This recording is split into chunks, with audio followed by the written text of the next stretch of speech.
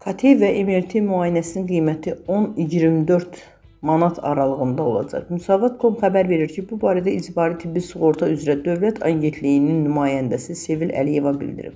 O qeyd edib ki, tibbi xidmətin tarifi üzrə qalan məbləği isə İcbari Tibbi Sığorta üzrə Dövlət Agentliyi tərəfindən qarşılanacaq.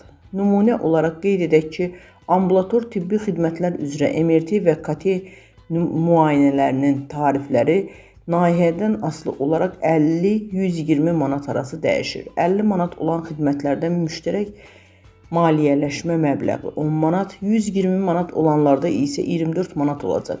Qeyd edək ki, müştərək maliyyələşmə məbləği ədviyyə cəlb olunur.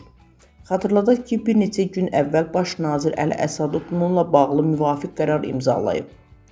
Dəyişikliklə sığorta olunan ixtisaslı həkimin göstərişi əsasında tibbi göstərişi olan ambulator şəraitdə göstərilən MRT, maqnit rezonans tomoqrafiyası və KT, kompüter tomoqrafiyası xidmətinə görə hər müraciət üçün bu tibbi xidmətlər üzrə tarifin 20% müştərək maliyyələşmə məbləği hesabına ödəniləcək.